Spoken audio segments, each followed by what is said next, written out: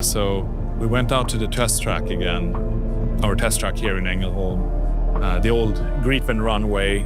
It's a non-prepped surface that we test our cars on, and it's just amazing what our cars are capable of doing when it comes to straight line acceleration. 10 years ago, one man believed he could see the future of the hypercar. Christian von Koenigsegg drove a Tesla, felt something no engine had ever given him, and promised the world an electric machine to match it. That machine was never built. Instead, in 2026, Christian von Koenigsegg stood before cameras and killed his own prediction, calling electric hypercars robots and declaring demand for them nearly non-existent. He was not alone. Rimac, Corvette, and Pagani reached the same verdict, while Ferrari bet the opposite way. So what actually happened between that Tesla and this moment?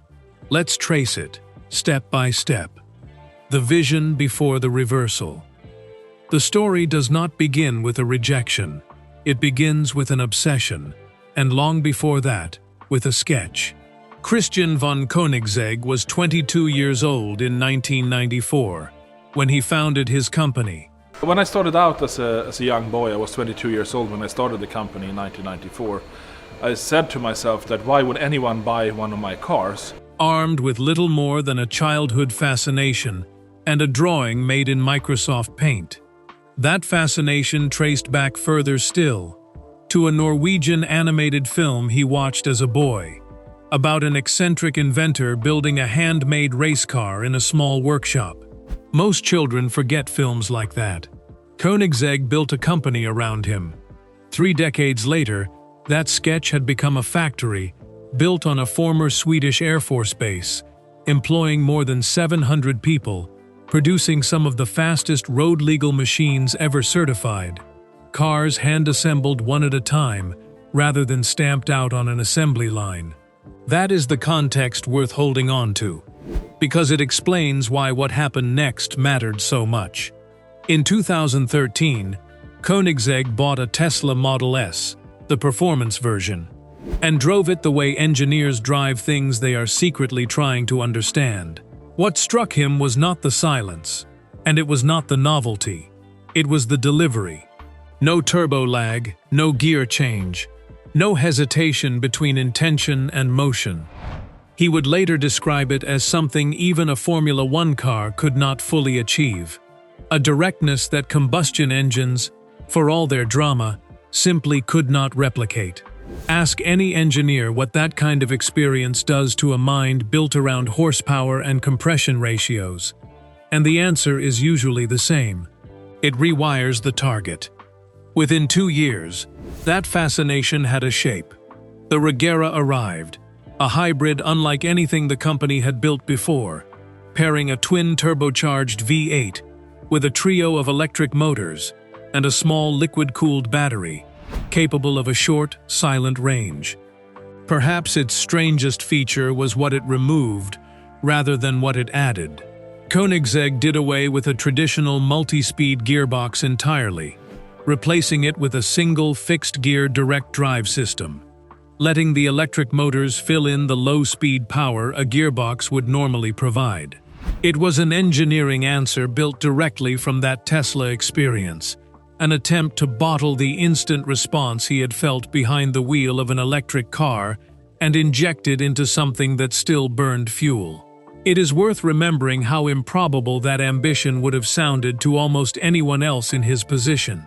This was a company that, barely 2 decades earlier, had struggled simply to convince banks and early investors that a 20-something Swede, with a sketch and no manufacturing history, deserved a chance at all. The first Koenigsegg prototype was not driven in public until 1996, 2 years after the sketch, built in a workshop with a budget that would embarrass most modern startups. To go from that beginning to re-engineering the very concept of a transmission, on the strength of a feeling he had while driving someone else's car, says something about how Koenigsegg operates. He does not treat his own convictions lightly, and he does not treat them as permanent either. 80 examples were built between 2016 and 2022, each one a physical argument that electricity and combustion could share a chassis, without either one apologizing for the other. It was not a finished vision. It was a bridge, and bridges, by definition, are built towards somewhere. Koenigsegg said as much publicly, more than once, in the years that followed. He believed, genuinely and specifically, that by now, in 2026, his company would already be selling a fully electric hypercar, not exploring one, not teasing one at a motor show, selling one. It is worth noting how specific that timeline was.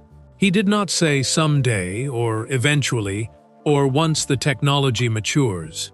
He named a year, 2026, the same year this very story is unfolding in, which is part of what makes the reversal land with such force now, rather than as an abstract missed target. That belief was not a marketing line. It came from the same place the Regera came from, a founder who had felt something in an electric powertrain that he could not stop thinking about, and who assumed the rest of the industry, and his own company, would eventually arrive there too. What happened instead is the part almost nobody saw coming. The truth behind the missing EV. For a few years, it looked like Koenigsegg's timeline might actually hold. Between 2022 and 2024, electric performance cars stopped being a curiosity and started being a category. Rimac, the Croatian outfit that had once been a scrappy underdog, built the Nevera. Many people ask me which is my favorite car, and I always say it's the Nevera because this is where I gave most of my blood. So this car for me is a mountain, Mount Everest of blood, sweat and tears of all the people who have been involved to make it happen. An all-electric hypercar that shattered acceleration records and briefly made combustion engineers nervous.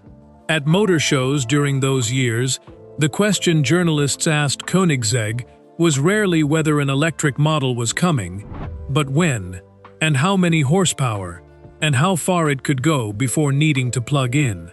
He fielded those questions without ever quite ruling the future out, which in hindsight looks less like evasion, and more like a man genuinely still weighing it.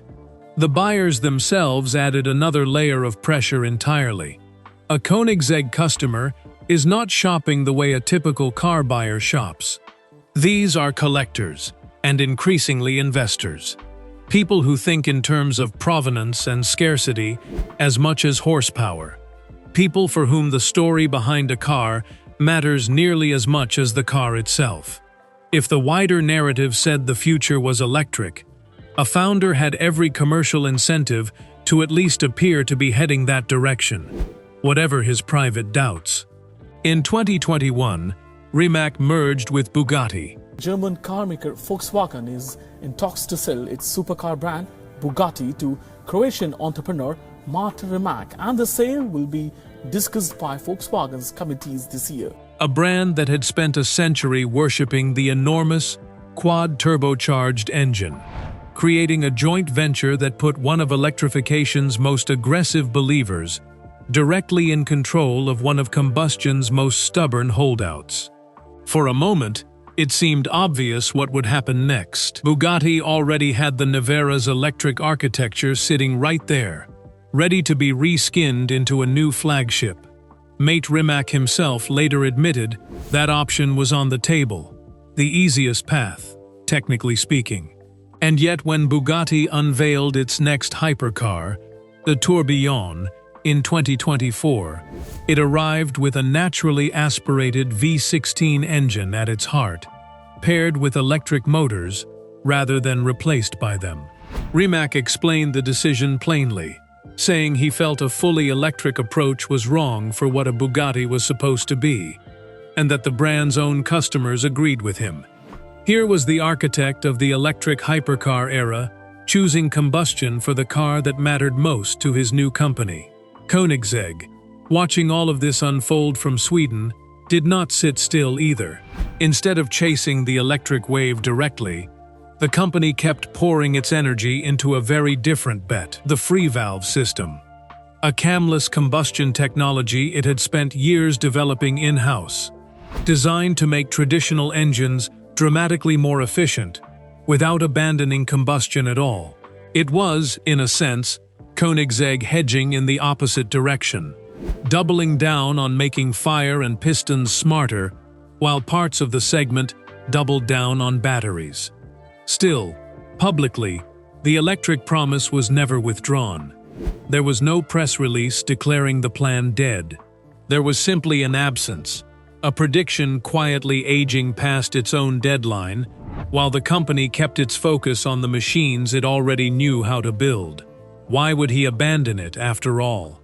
He had lived the experience that convinced him electricity could feel alive behind the wheel.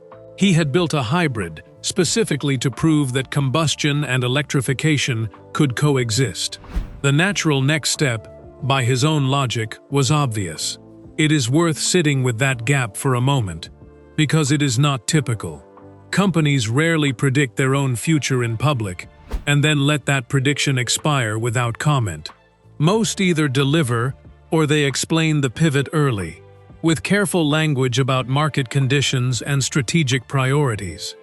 Koenigsegg did neither, not at first. The explanation, when it finally came, would not be careful at all, and it would not come from a spokesperson or a press office. It would come from Koenigsegg himself, on camera, unscripted. Whatever internal debate led to that moment stayed internal until it did not. There was no gradual walkback, no quiet line buried in a quarterly update, no unnamed spokesperson softening the language on the company's behalf.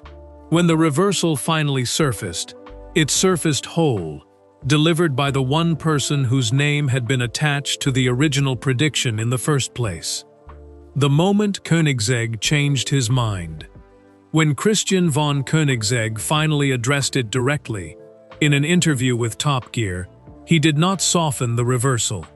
He said the appetite in the market for a fully electric car at that level was extremely low, a blunt assessment from a man who had once been among electrification's most credible believers inside the hypercar world. He went further, describing electric vehicles as something closer to robots than animals. "You want the throbbing," he said, "the pumping, the heat, the sounds, the shifts, all the physical sensations that make a car feel like something alive rather than something calculated."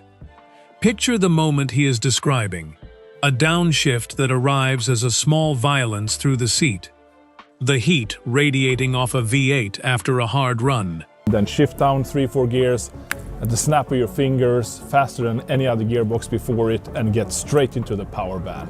It just transforms the way our V8 engine feels like. It's an otherworldly experience, I would say. Still ticking as it cools. The specific, layered noise of forced induction spooling up before the power actually lands. None of that exists in an electric motor, no matter how quick its response.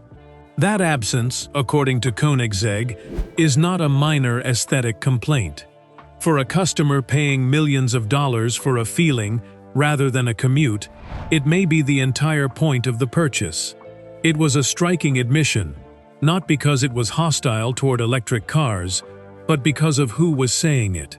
This was not a traditionalist who had never driven an EV defending old habits.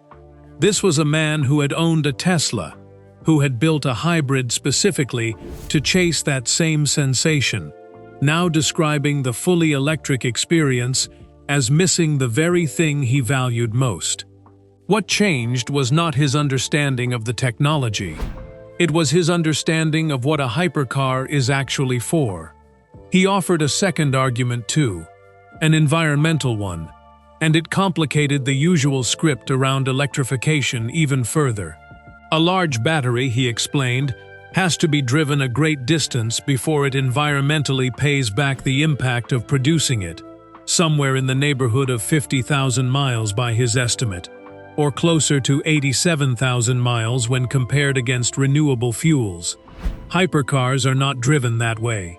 Many sit in climate-controlled garages for years, driven a few hundred miles a season by owners who treat them more like art than transportation.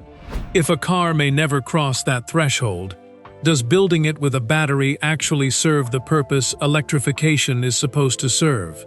Koenigsegg's answer, delivered without hedging, was that for this specific category of vehicle, it might not. There is also a quieter, structural reason he has the freedom to make this choice at all. Under current European regulations, small-volume manufacturers like Koenigsegg are permitted to sidestep the broader ban on new combustion vehicles set to take effect across the continent by 2035. Larger manufacturers, selling in the hundreds of thousands, do not have that flexibility and are being pushed toward electrification by law rather than by choice. Koenigsegg, building only a few dozen cars a year, faces no such deadline.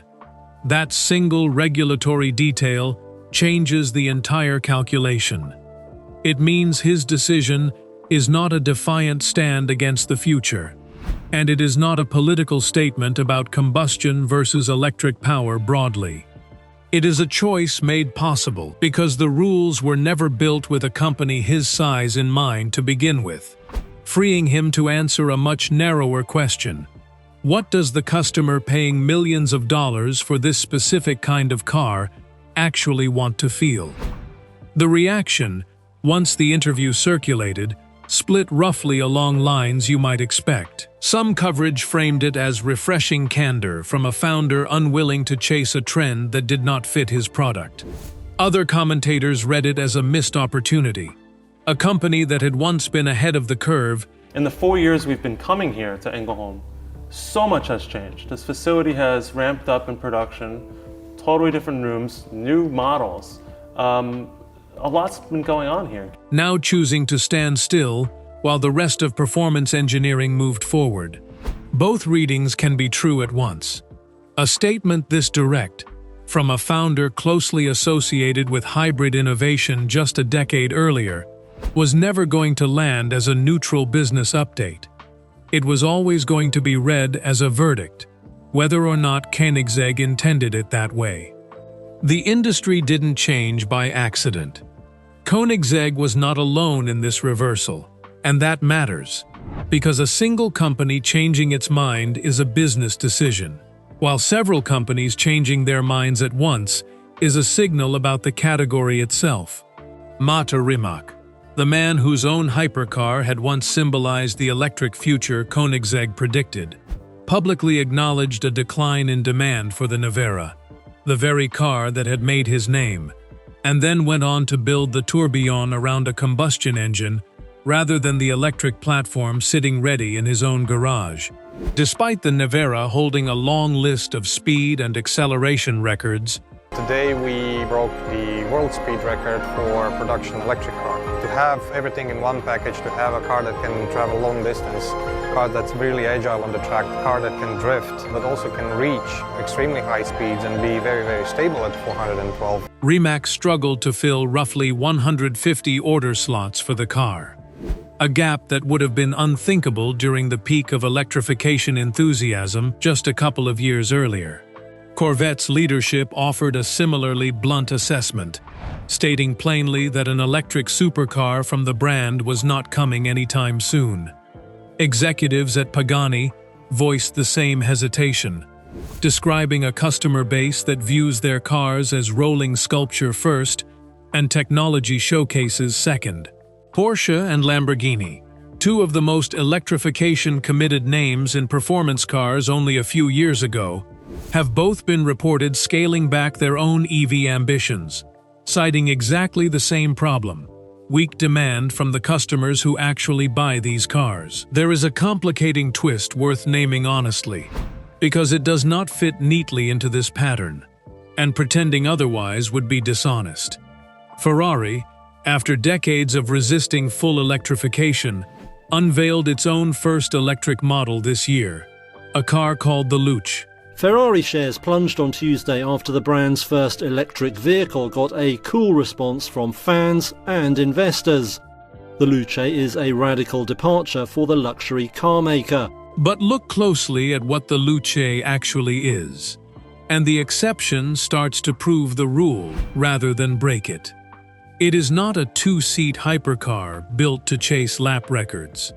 It is a four-door, five-seat luxury grand tourer, aimed at a completely different customer than the one buying a Jesko or a Nevera, a car built for comfort and daily usability, rather than for a private test track. Ferrari went electric where the market showed appetite, in spacious luxury touring, and stayed away from it in the extreme two-seat performance category, where Koenigsegg, Rimac, Corvette, and Pagani all independently found the opposite of appetite.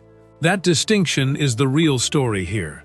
It suggests the hypercar segment, unlike the broader luxury market, may simply be structured differently, built around owners who are buying performance, sound, and sensation rather than efficiency or technological novelty.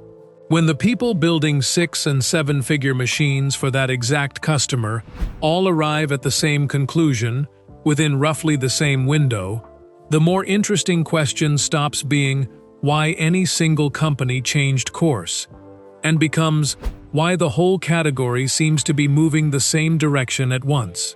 There is an unresolved question sitting underneath all of it that nobody in the industry can fully answer yet, because not enough time has passed to test it. A mechanical engine, cared for properly, can run for decades and still command enormous sums at auction. Its value tied to craftsmanship, rarity, and history, rather than to any component that quietly degrades on its own. A battery pack is different. It ages whether it is driven or not, losing capacity year over year sitting in that same climate-controlled garage. Would a collector, 4 decades from now, pay the same premium for a hypercar whose heart is slowly fading on a shelf, as they would for one that could theoretically run forever with the right parts and patience? Nobody selling electric hypercars today can point to a 40-year-old example to prove the answer either way. That uncertainty alone may be shaping decisions in boardrooms as much as any complaint about sound or feel. The end of an electric vision. So where does that leave Koenigsegg now? Sold out, for one thing. Christian von Koenigsegg has been candid that the company currently has nothing left to sell. Every unit already built or already spoken for. A strange problem that most manufacturers would consider a luxury rather than a headache. The next new model, he has confirmed, is on the horizon, expected sometime within the next 12 to 18 months, and it will not be electric. It will carry forward the combustion and hybrid philosophy the company has refined for 3 decades. The same philosophy that produced the Jesko, the Gemera, and the CC850, and that continues to push records most manufacturers consider physically improbable. The Sadair's Spear, built on the Jesko platform, now produces over 1,600 horsepower from its twin-turbocharged V8. Sadair's Spear takes the already ballistic Jesko attack platform and dials it way up to 11, capable of 1,625 horsepower from its twin-turbo flat-plane crank V8. And on Sweden's National Day this year, a Jesko Absolute, driven by the company's own test driver, broke the world record for a rear-wheel drive V8 production car on an unprepared runway using standard road tires. Records like that do not happen by accident, and they do not happen at companies quietly winding down a chapter of their own engineering identity. They happen at companies pouring resources into proving that chapter still has room to grow. That is not the profile of a company retreating from its convictions. It is the profile of one accelerating them. The business itself has been growing to match that confidence. Koenigsegg has recently brought in a new general counsel and a new chief manufacturing officer, both hired specifically to help execute what the company describes as its short- and long-term plans. While a growth investment worth tens of millions of euros from Chieftain Capital Management has strengthened its position, heading toward a possible future public offering. Details of the next model itself remain closely guarded, and nothing about its specifications has been confirmed publicly. But the company has been clear about one thing: that whatever rolls out of the Ängelholm factory next will keep burning fuel while doing it. Walk through that factory today, past the hand-formed carbon panels and the engineers hunched over a free-valve cylinder head. And the absence of a battery assembly line is not a gap. It is a decision, repeated daily, by every person who chose to keep building it that way. None of this means electrification is finished, in hypercars or anywhere else. It means one specific vision of it, the one Koenigsegg himself predicted a decade ago, quietly expired, and the man who predicted it was the one who said so out loud. That is the detail that lingers longest. Companies abandon roadmaps constantly, usually in silence, usually explained away later by people who were not the ones who made the original promise. Here, the founder made the prediction, and the founder delivered the correction himself, on camera, in his own words, without deflecting the reversal onto market forces he could hide behind. Go back to that image of him behind the wheel of a Tesla in 2013, chasing a sensation he could not stop thinking about. That same man, more than a decade later, Elon Musk and Tesla are trying to be a part of that as well. Supply chain has doubled the profit margins that Tesla has in the end. is the one standing in front of a camera, explaining why the machine he once imagined will not be built. At least not by him. At least not now. Few founders ever get to narrate their own reversal that directly. Most simply stop mentioning the plan and hope nobody asks again. Koenigsegg was asked, and he answered, in full, on the record. The era he once believed in did not fade out quietly somewhere in a boardroom. He closed it publicly, the same way he opened it, with his own hands on the wheel and his own name attached to every word. There it is, the full arc.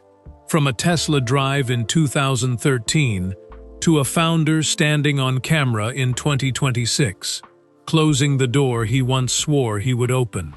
Koenigsegg did not quietly abandon his prediction. He named it, and then he killed it himself, in his own words. Rimac, Corvette, and Pagani arrived at the same conclusion. Ferrari went the other way. The hypercar world is still deciding what that split means. If this story pulled you in, hit like so more people see it. Drop a comment with your take on where hypercars go from here, and subscribe for the next chapter in this saga.